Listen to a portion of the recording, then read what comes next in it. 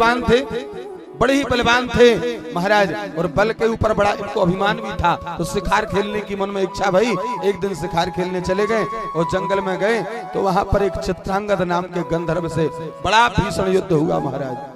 थोड़े बहुत दिन नहीं महाराज कहते 3 वर्षों तक यह युद्ध चला और वो वीर गति को प्राप्त हो गए। तो भीष्म ने इनके बाद फिर जो है विचित्रवीर्य को राजा बनाया, विचित्रवीर्य को राजगद्दी पर बैठाया। सत्यवती और व्यास जी बड़े प्रसन्न हुए, अपने छोटे पुत्र को राजगद्दी पर देख करके महाराज विचित्रवीर्य के विवाह के लिए भीष्म ने काशी राज की 3 पुत्रियों को स्वयंवर से राजाओं को जीत कर लाए, बलपूर्वक जीत करके लेकर के आए। लेकिन माता सत्यवती को जब सौंपा, माता सत्यवती बड़ी प्रसन्न भई, लेकिन महाराज अपने पास जब उन्होंने बुलाया तब उन 3 में से बड़ी पुत्री जो थी वो आई और उसने हाथ जोड़ करके कहा, महाराज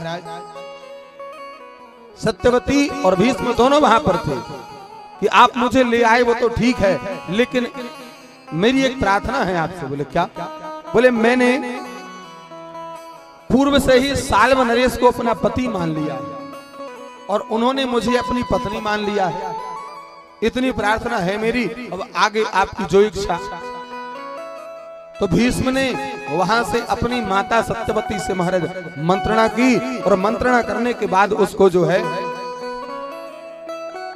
बड़े ही आदर के भाव से साल्व नरेश के यहाँ पहुंचा दिया।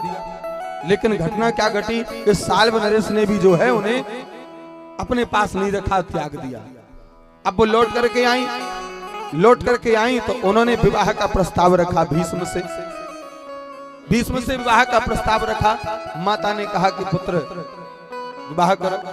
और भीष्म कहने लगे, माँ मेरी प्रतिज्ञा के बारे में आप भली भांति जानती हो, मैं तो विवाह कर नहीं सकता और ना मैं विवाह कर सकता ना राज्य कर सकता।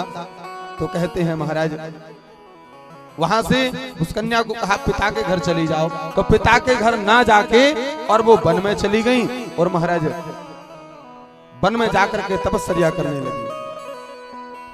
काशीराज की अन्य 2 रूपवती कल्याणमयी जो कन्याएं थी, अंबिका और अंबालिका, विचित्रवीर्य की रानियां बनी और महाराज विचित्रवीर्य बड़े ही प्रेम के साथ उनके साथ रहने लगे, विहार करने लगे। बहुत समय बीत गया, 9 वर्ष हो गए विहार करते करते। लेकिन महाराज कहते हैं अति सर्वत्र वर्जये, वासना में इतने लिप्त हो गए महाराज उनको राजयक्षमा का रोग हो गया और उससे पूरा शरीर जो है उनका पूरा का पूरा शरीर नष्ट हो गया। माता सत्यवती ने पुत्र के सभी प्रेत कर्म कराए